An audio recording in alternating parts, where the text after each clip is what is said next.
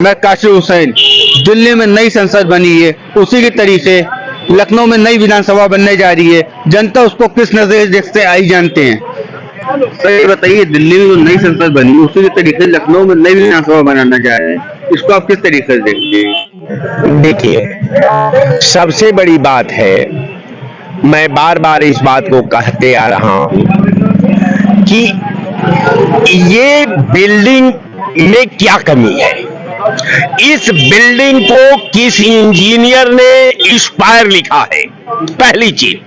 दूसरी चीज कि इस बिल्डिंग के निर्माण करने के लिए सरकार की क्या मंशा है।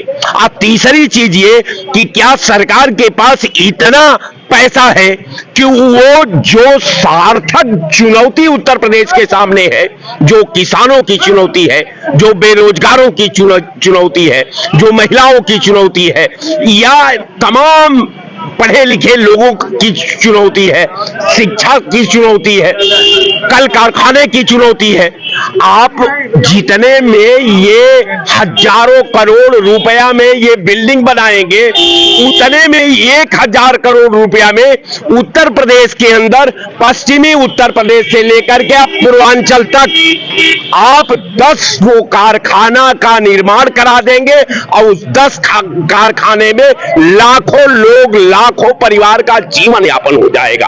और नहीं तो ये बताइए कि ये कौन इंजीनियर लिखा है कि ये जितनी इमारतें हैं दारुन सभा की, ये सब एक्सपायर हो गई है और इसको तोड़वाना जरूरी है, नहीं तो विधायकों को जान का खतरा है, ये बिल्डिंग कभी भी ध्वस्त हो सकती है। अगर नहीं है तो सीधी बात है साहब कि कहीं पर निगाहें कहीं पर निशाना। आप बिल्डिंग तोड़वाएंगे, तोड़वाकर नया निर्माण कराएंगे, इसी तरह आप करते आए हैं। आप कोई ये नई बात नहीं है। आपने पूरा उत्तर प्रदेश के मानक पर, पूरा उत्तर प्रदेश में एक आपने सूता मिल नहीं बैठाया, एक आपने कोई कल कारखाना नहीं बैठाया, एक आपने गंजा मिल नहीं बैठाया, एक आपने सीमेंट फैक्ट्री नहीं बैठाया, कोई आपने काम नहीं किया। केवल आप जो है वही काम करते हैं जहां आपके एलिमेंटों का फायदा दिखाई देता है, जहां आपको कमीशन दिखाई देता है, जहां बच्चों का भविष्य गर्त में है। हमारा 25 साल से लेकर के 35 साल के नौजवान आज एज से, भविष्य से इंस्पायर हो चुके हैं।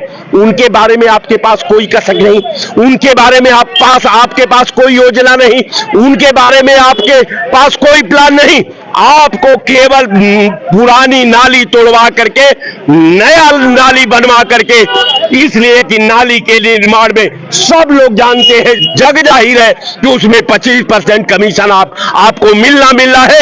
आपको कमीशन चाहिए, आपके लोगों को कमीशन चाहिए, और ये कमीशन प्रदेश के भविष्य को गर्त में डाल देगा।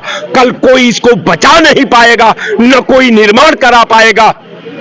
तो इसलिए सरकार को मैं आगाह करता हूं कि इससे अच्छा जो आपने हजारों करोड़ रुपए का प्लान आपने तैयार किया है, योजना, इस योजना को आप नौजवानों के रोजगार में खर्च करिए, आप नौजवानों को नौकरी में खर्चा करिए, आप नौजवानों का भविष्य निर्माण में खर्च करिए, और ये बकवास बंद करिए। और नहीं तो उस इंजीनियर का नाम बताइए जो इस बिल्डिंग को एक्सपायर घोषित कर दिया हो और ये तोड़ना जरूरी हो गई हो, यहां विधायकों का भविष्य खतरे में दिखाई दे रहा, जरा उसकी रिपोर्ट का आप सार्वजनिक करिए। तो मैं कहना चाहता हूं कि ये पुरानी गाथा बंद करिए, आप नौजवानों को रोजगार दीजिए, आप उत्तर प्रदेश में कल कारखाने का निर्माण करिए, आप उत्तर प्रदेश में गन्ना मिल बैठवाइए, आप उत्तर प्रदेश में सूता मिल बैठवाइए, आप उत्तर प्रदेश में वो काम करिए जहां से हमारे बच्चों का भविष्य का सृजन हो सके, जहां हम जिस व्यवस्था से, जिस कारखाना से हमारे बच्चों का परिवार पल सके। ये बिल्डिंग नहीं, छप्पर में हम रह लेंगे, लेकिन पेट भरने के लिए रोटी चाहिए। आइए, सरकार से मेरा निवेदन है कि ये सरकार रोटी की व्यवस्था करे, बिल्डिंग की नहीं। आज बिल्डिंग की जरूरत नहीं है, आज प्रदेश और देश को रोटी की जरूरत है, शिक्षा की जरूरत है और उनके रख रखाव की जरूरत है, स्वास्थ्य की जरूरत है और लॉ एंड ऑर्डर स्वास्थ्य की जरूरत है। आपके बकवास की कोई जरूरत नहीं। हम बकवास में विश्वास नहीं करते। हम ये सरकार से बार बार आग्रह करते हैं कि पैसे का मिसयूज मत करिए। यही काम मायावती ने किया, यही काम अखिलेश ने किया, यही काम आप कल्याण सिंह ने किया और यही काम सारा विपक्ष के नेताओं ने किया। तो आप न जोगी जी, आप संत भी हैं, हम लोगों के पूज्य भी हैं। आपसे अपेक्षा है कि हमारे नौजवानों को भविष्य के निर्माण के लिए आप वो कार्य योजना लाइए जो आपका दोस्त और दुश्मन दोनों आपको बधाई दे। इसके लिए मैं बार बार इस सरकार से आग्रह करता हूं, हाथ जोड़ करके निवेदन करता हूं कि बिल्डिंग तोड़ना बंद करिए और नौजवानों को रोजगार का सृजन करिए। नौजवानों को मेडिकल कॉलेज दीजिए, नौजवानों को लॉ कॉलेज दीजिए और बकवास को बंद करिए। जय हिंद। ये बताइए, जो दिल्ली में जैसी संसद बनी है उसको वैसे ही विधानसभा बनाने जा रहे हैं, इस मामले में आप क्या कहना चाहते हैं? देखिए, ये जो नया विधानसभा बनाने का मंसूबा तैयार हो रहा है वो आपको जानकारी नहीं होगी। दारुल सभा में मिट्टी की जांच चल रही है, 4-4 मशीनें लगी हैं, लेकिन उसी दारुल सभा में माननीय विधायकों के कमरे में टाइल्स और पत्थर भी लगाए जा रहे हैं। अभी तक दरवाजे और खिड़की लगाए जा रहे हैं, अभी भी बढ़िया प्लाईवुड लगाए जा रहे हैं। तो ये पैसे का मिसयूज होने जा रहा है। जब आप इसको तोड़ना था तो 1-2 साल पहले ऐसा क्यों कर रहे थे? आज भी आप चले जाइए ये ब्लॉक में, अभी भी काम हो रहा है माननीय विधायकों के कमरे में। तो ये कैसा दोहरा चरित्र है? ये पैसे का मिसयूज है, नहीं तो फिर क्या है? यहाँ शिक्षा की जरूरत है, यहाँ स्वास्थ्य की जरूरत है, यहाँ रोजगार की जरूरत है, उसमें सरकार नहीं कोई कार्रवाई कर रही। यहाँ कल कारखाने खोलने चाहिए, यहाँ बड़े बड़े अस्पताल खोलने चाहिए, बड़े बड़े विश्वविद्यालय खोलने चाहिए और जो है शिक्षा फ्री करनी चाहिए, समान शिक्षा का अधिकार देना चाहिए। उस पर सरकार कोई काम नहीं कर रही है।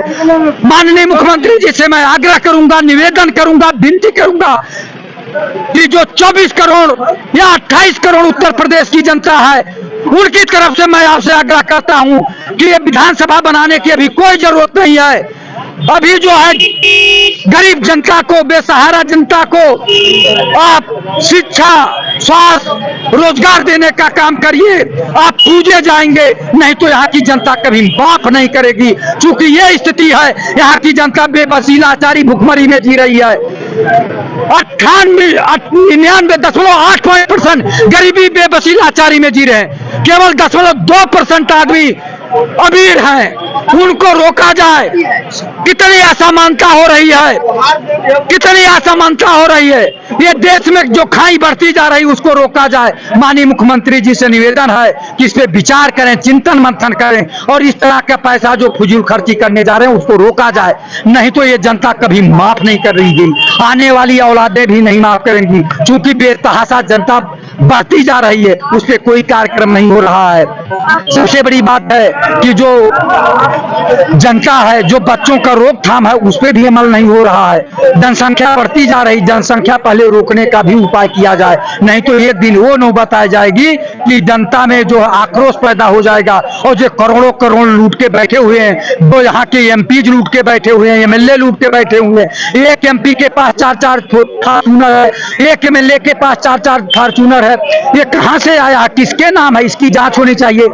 एक आईएएस के पास लखनऊ में फ्लैट है, देहरादून में भी फ्लैट है, नोएडा, गाजियाबाद में फ्लैट है या मकान है, कोठी है। तो इनकी जांच होनी चाहिए, इनकी संपत्तियों की जांच होनी चाहिए। चाहे इंजीनियर हो, चाहे सिंचाई विभाग को पीडब्ल्यूडी का हो या स्वास्थ्य विभाग का हो या निर्माण निगम का हो, इनकी संपत्तियों का जांच हो, तब जाके भारत जो सोने का चिड़िया बनेगा। नहीं तो ऐसे लूटपाट होती रहेगी और जनता त्राही त्राही करती रहेगी। जनता तो बेबसी, लाचारी में जी ही रही है।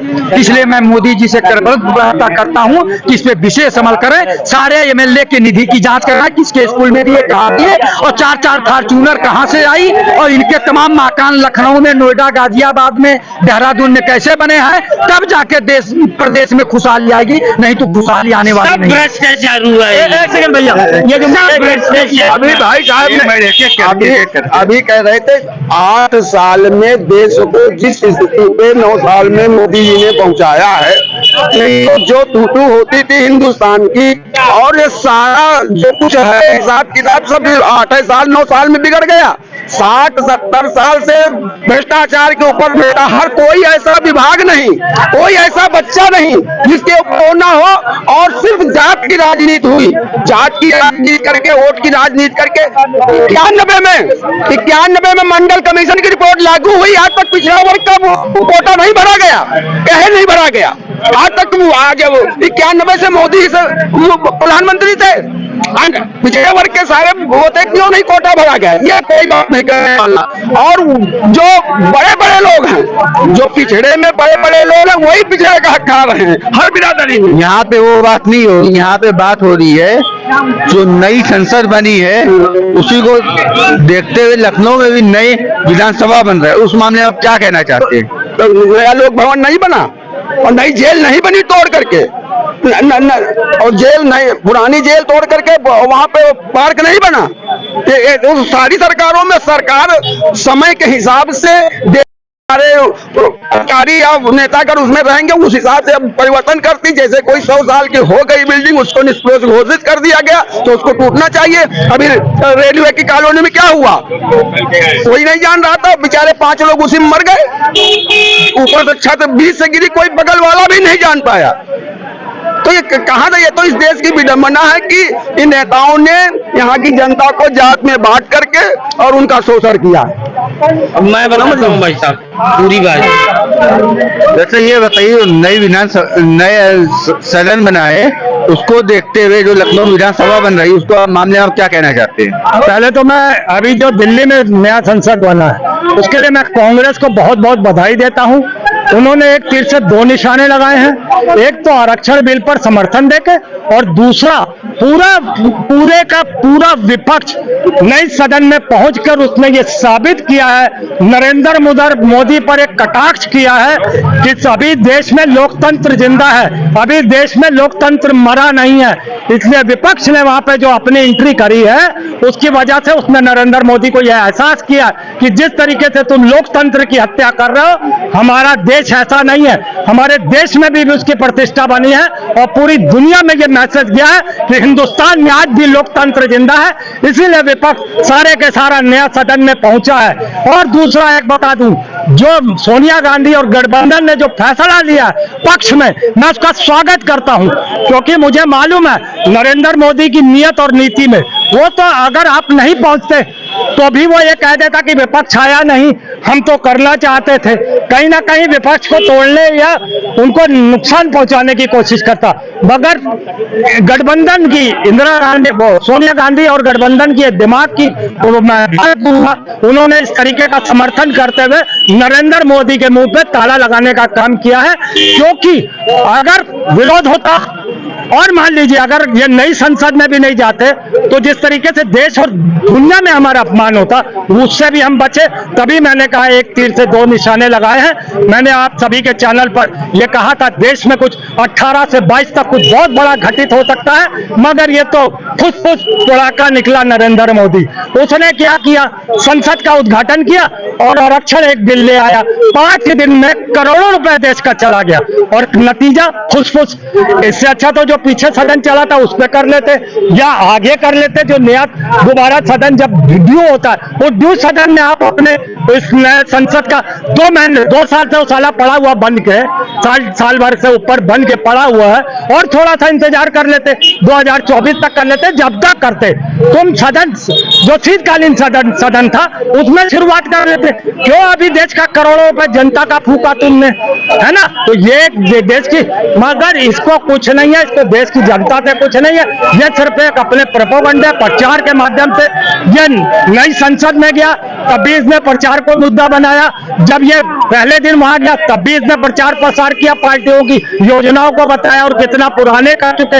ये सिर्फ एक झूठेबाज बंदा है और कुछ नहीं है। इसने सिर्फ और अब आपको बताता हूं, इसने कहा था हम यूसीसी लाएंगे, हैं? और सब योजनाएं जो है अभी मैं और बताता हूँ। मेन योजना अभी आपको याद होगा G20 था, तो उस पर राष्ट्रपति के आगे लिखा था भारत। तो कल भारतवर्ष की बात क्यों नहीं की नरेंद्र मोदी ने? ये 5 दिन के सत्र में UCC लाया होता, भारत लाया होता, कुछ और लाया होता, या कोई हिंदू मुस्लिम कराया होता, कोई ऐसा एजेंडा नहीं लाया ये। तो ये सिर्फ और सिर्फ देश को बर्बाद करने के लिए बैठा हुआ, और कुछ नहीं। और कोई सवाल नहीं। ये बताइए, क्या विधानसभा बनने के बाद लोकतंत्र और मजबूत हो जाएगा? विधानसभा यहाँ की बात कर रहे हैं जी। विधानसभा जो नया बना है, जी। तो जो पुराना था वो क्या बेकार था? या जो सदन था वो पुराना, उसमें कैपेसिटी कम थी ना, है ना? चलो ठीक है, वो बनना था जरूरी, ये नहीं मुझे मालूम है। यही देश का प्रधानमंत्री जब 2014 में जीत के आया था, तब उसने वहां पे दंडवत प्रणाम किया था। आज छोड़ते वक्त ये कह रहा है ये वो जो है ये वो यादें हैं, अरे अंग्रेजों की नहीं, अतीत की यादों में कोई वर्ड था, यादें नहीं, वो उसकी छोड़िए उस बात पे। नरेंद्र मोदी ने उससे जो उस तरीके से पुरानी कोई बात कहते हुए कहा, और उसी सदन में ये दंडवत प्रणाम भी करता है। तो ये देखना पड़ेगा, ये लोगों को समझना पड़ेगा कि ये किस तरीके का मानसिक स्थिति से गुजर रहा है, जो इस तरीके की बातें करता है नरेंद्र मोदी। जब तक उस सदन में रहा तब तक वो सदन पवित्र थी, आज ये हो गया तो उसे अतीत का वो कोई अंग्रेजों का कार्यकाल बता के उसे बदनाम भी कर रहा है। तो भैया उसको फिर इस तरीके से चलेगा। और कोई सवाल?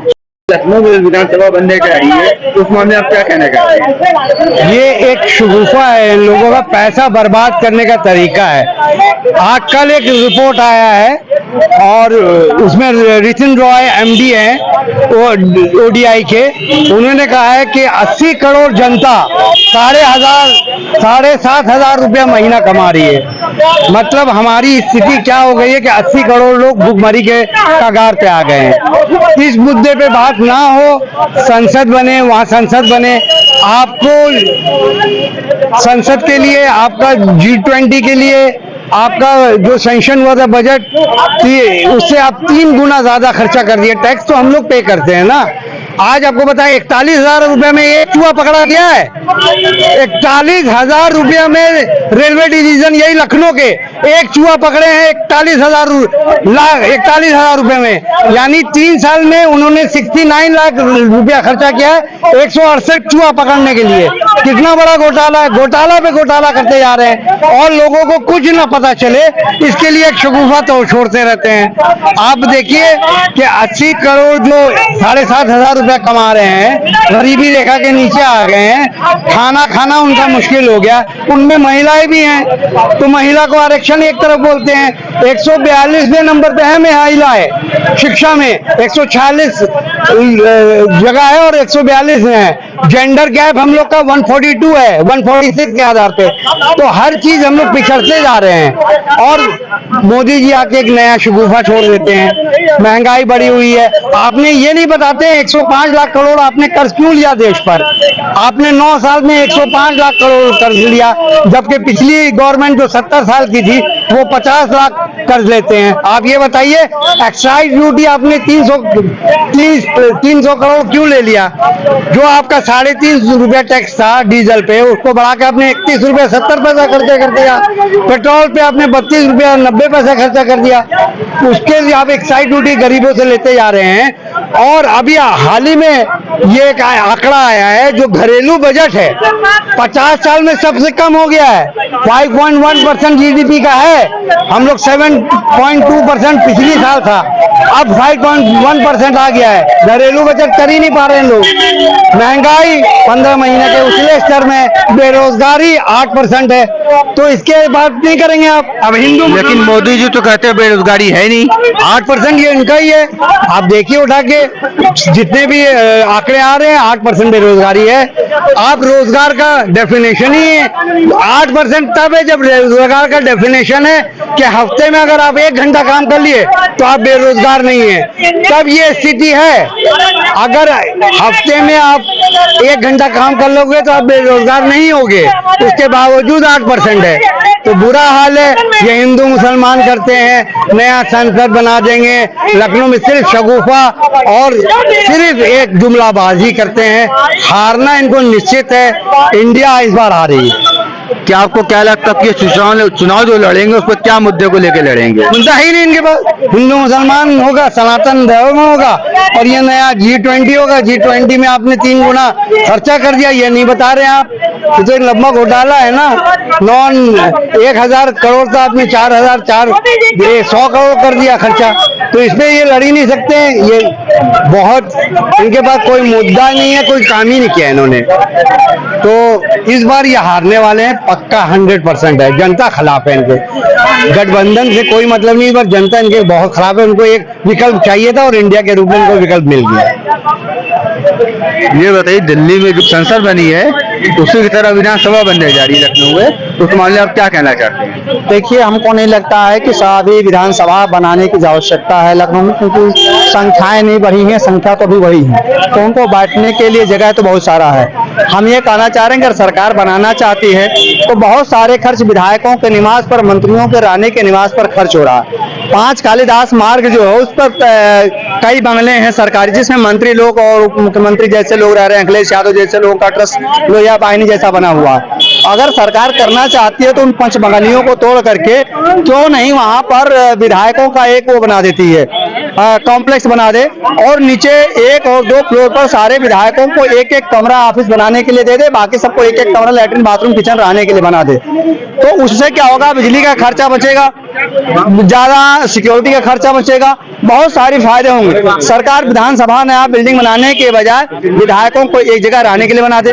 जितने बाहर उत्तर प्रदेश में IAS या बड़े ऑफिसर्स हैं लखनऊ में रहने वाले, उनके लिए ये जैसे अपना दारुल शफा है या गवर्नर हाउस है, भाई 7 किलोमीटर के इर्द गिर्द में एक व्यक्ति गवर्नर रहता है और उस पर कम से कम 1000 आदमी सिक्योरिटी रहता है। तो ये खर्चा बढ़ाने के बजाय गवर्नर के लिए थोड़ा मकान 2000 स्क्वायर फीट का दे दो रहने के लिए, आसपास सारे IAS IPS बना दो रहने के लिए, जो यहाँ के लोग हैं, ब्यूरोक्रेट्स हैं, प्रमुख सचिव हैं, चीफ सेक्रेटरी जैसे लोग हैं, और सबको आने जाने में खर्चे नहीं होंगे। अभी सबको गाड़ियां लेने जाती हैं, एक एक अधिकारी के पास एक गाड़ी में 4 अधिकारी बैठ करके आ सकते हैं, 3 अधिकारी बैठ करके आ सकते हैं। तो इस तरीके की व्यवस्थाएं किया जाना चाहिए। संसद यहाँ पर विधानसभा भवन बनाने की आवश्यकताएं नहीं है। विधानसभा आवश्यकताएं इसलिए बना रहे हैं, ये उदाहरण देंगे कि साहब अच्छा होना चाहिए, ये इसलिए बनाना चाहते हैं कि जो सिविल कंस्ट्रक्शन होता है, जो भवनों का निर्माण होता है, सड़क का निर्माण होता है, उसमें लागत में हेरफेर की जाती है। 10 लाख का प्रोजेक्ट बताया जाता है, 10 करोड़ खर्च कर दिया जाता है, बाकी 990 करोड़ मतलब 99 करोड़ मिलाकर, अरे जो है 90 करोड़ 99 करोड़ 90 लाख जो होता है, उसको घुमा करके ये लोग क्या करते हैं कि जो है घपले कर लेते हैं। तो उससे समृद्ध हो जाएंगे ये। अगर इनको करना ही करना है, किसानों पर क्यों नहीं खर्च करते? जो किसान बाढ़ और सूखा से मर रहे हैं, जबकि किसान सबसे ज्यादा टैक्स पेयर है भारत का।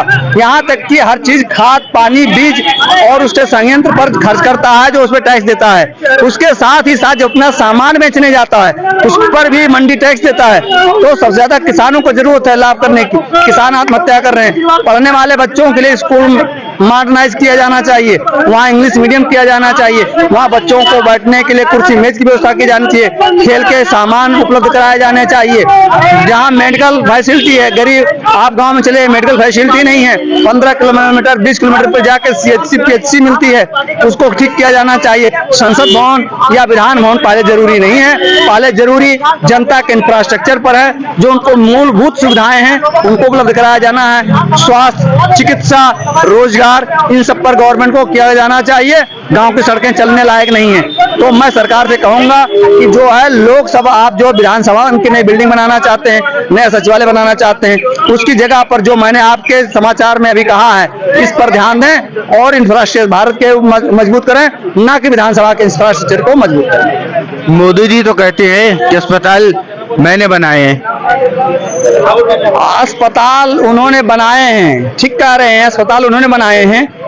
अस्पताल शब्द बनाया होगा कि बहुत सारे बनाए हैं, लेकिन बिल्डिंगें जो है पूर्ववर्ती सरकारों ने बनाया है, चाहे वो अंग्रेजों की सरकार रही हो, चाहे हमारे कांग्रेसियों की सरकार रही हो, चाहे अटल बिहारी वाजपेयी जी की सरकार रही हो। लेकिन नरेंद्र मोदी के शासनकाल में एक भी अस्पताल ऐसा नहीं बना है जिसमें सुचारू रूप से दवा हो रही है, जिसमें इंफ्रास्ट्रक्चर हो, जिसमें मशीनें हो जांच पड़ताल की। दवा तक तो है नहीं, ये करेंगे क्या? ये बताइए, दिल्ली में जो संसद बनी है और लखनऊ विधानसभा बनने जा रही है, उसको आप किस नजर? सबसे पहले ये सोचना चाहिए कि आम आदमी से लेकर वीआईपी आदमी की जिंदगी में मतलब क्या हो रहा है। जो हिंदुस्तान, जो भारत जैसा एक विकासशील देश है, हिंदुस्तान दाल चावल के रूप में मतलब जाना जाता है। आप खुद सोचिए, महंगाई, बेरोजगारी अपनी चरम सीमा पे है, तो इस तरह का विधानसभा बनाने से क्या फायदा? अगर उसी की जगह मतलब ये कहीं कारखाना खोल दें, कहीं मतलब उद्योग धंधा लगा दें, तो पढ़े लिखे लोगों को रोजगार मिल जाएगा। ये मेरी अपनी पब्लिक व्यू है कि ये जो मतलब विधानसभा जो बनाने जा रहे हैं, इससे मतलब सर फालतू के मतलब खर्च होंगे। मैं आपके चैनल के माध्यम से ये मैसेज देना चाहता हूं कि जो लोग बेरोजगार हैं उसको उसकी योग्यता के अनुसार कोई फैक्ट्री खोल दें, जिसमें उनको मतलब रोजगार उनकी योग्यता के अनुसार मिले। यदि जैसे कोई हाई स्कूल पास है, कोई इंटर पास है, तो उनको उनके अनुसार वेतन मिलना चाहिए। मोदी जी तो कहते हैं कि बेरोजगारी है नहीं। सर मोदी जी, आदरणीय सम्माननीय पूजनीय मोदी जी कह रहे हैं कि बेरोजगारी नहीं है। मोदी जी ने तो यह भी कहा कि पकौड़ा आप तलिए। आप खुद सोचिए, BA MA master business of administration का कोर्स किए लोग, मतलब माँ बाप भाई लोगों ने इतनी फीस मतलब बढ़ा करके मतलब बच्चे को पढ़ाया, वो पकौड़ा तलेगा? अगर पकौड़ा ही तलना था तो वो पढ़ेगा क्यों? हाँ, मतलब कुछ सोचिए, भारत जो है वो शिक्षा प्रधान देश है और उसमें शिक्षा का महत्व है। बेरोजगारी, BA MA master business of administration का कोर्स लोग किए हुए लोग यहाँ कैपिटल चौराहे पे चले जाइए, लोग बेरोजगार घूम रहे हैं, फॉर्म बेच रहे हैं। ये मेरी अपनी पब्लिक व्यू है कि बेरोजगारी 18% और भी बढ़ गई है 9 सालों में। 9 सालों में इन्होंने कुछ नहीं किया। 9 सालों में सरकार ने कुछ भी नहीं किया, केवल वादे, जुमले। आप खुद सोचिए, 15 लाख रुपए अगर अकाउंट में आ जाएगा तो प्राइवेट सेक्टर में लोग क्यों काम करेंगे? हम ये कह रहे हैं कि लोग ये 350 रुपए का सिलेंडर था तो आदरणीय स्मृति ईरानी रोड पे नाची थी, आज सिलेंडर देखिए कितना महंगा हो गया। लोग रोड पे क्यों नहीं नाचते, क्यों नहीं महंगाई का विरोध करते हैं? मैं आपके चैनल के माध्यम से ये मैसेज देना चाहूंगा कि जो विधानसभा सर से बनने से क्या फायदा होगा। आप खुद सोचिए, अगर कहीं ये फैक्ट्री लगा देंगे और उसको डेवलपमेंट करेंगे तो जो पढ़ा लिखा व्यक्ति है उसको रोजगार मिलेगा। और रोजगार कैसा? यदि हाई स्कूल पास है तो उसकी योगदान के अनुसार उसका वेतन होना चाहिए। ये नहीं सर 8,000, 10,000, 12,000, 8,000, 10,000, 12,000 रुपए में वो अपने बच्चों की परवरिश करेगा, बच्चों की फीस जमा करेगा कि सब्जी खरीद के लाएगा कि क्या करेगा? ये मेरी अपनी पब्लिक व्यू है। क्या आपको लगता है विधानसभा बनने के बाद लोकतंत्र और मजबूत हो जाएगा? सर देखिए, जब बेरोजगारी, महंगाई, हर तरफ हाहाकार मचा हुआ है, आम आदमी से लेकर वीआईपी आदमी जूझ रहा है, तो किस तरह का लोकतंत्र मतलब मजबूत होगा? अभी इन्होंने रक्षाबंधन में 200 रुपए कम कर दिया। क्या 9 साल में भैया दूज रक्षाबंधन नहीं था? आप खुद बताइए सर, जब जनता ही सुखी नहीं रहेगी तो किस तरह लोकतंत्र मजबूत होगा? आप ये बताइए। ये मेरी अपनी पब्लिक व्यू है। दिल्ली में जो संसद बनी है उसके बाद लखनऊ विधानसभा बनने जा रही है, चर्चा हो रही है अभी, तो उस मामले को कैसे देखते हैं? ये देखिए, ये पहली बात तो गरीबों, बेरोजगारों, मसीहा के हैं नहीं। इनको खाली है बिल्डिंग तोड़ो और जिसमें घोटाला होना है, अच्छा कमीशन आना है, वो काम करवा दो। क्योंकि ये जनता का टैक्स का पैसा है, इनको पता है 2024 में हम चले जाएंगे, तो जो घोटाला जितना करना है ये कर लें।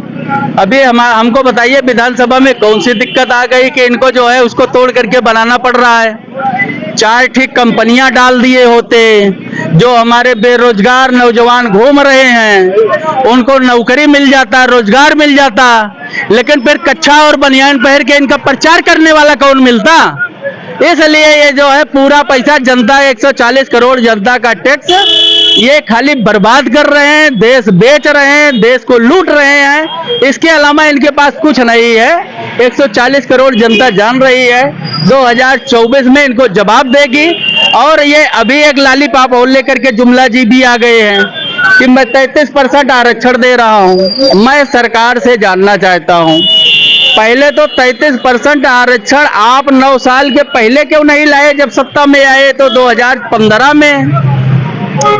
अगर आप ला भी रहे हो, अगर महिलाओं के प्रति आप इतना जागरूक हो तो सबसे पहले इस्तीफा दे दो और अपने ही फ्रेंड या दोस्त को, स्मृति ईरानी को प्रधानमंत्री बना दो।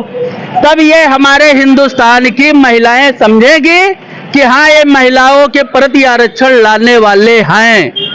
ऐसे इनका लालीपाप और जुमलेबाजी लोग 15 लाख से देख रहे हैं। इस पर कोई भरोसा करने वाला जनता है नहीं। महिलाओं को इन्होंने लालच दे करके सोचे कि मैं महिलाओं का वोट ले लूंगा, लेकिन किसी महिला को आप प्रधानमंत्री बनाइए ना पहले, तभी तो महिला आपके ऊपर भरोसा करेगी। आप फेविक्विक से चपके हुए हो कुर्सी में, कुर्सी छोड़ना नहीं चाहते हो, चाहे देश रहे चाहे पूरा बिक जाए।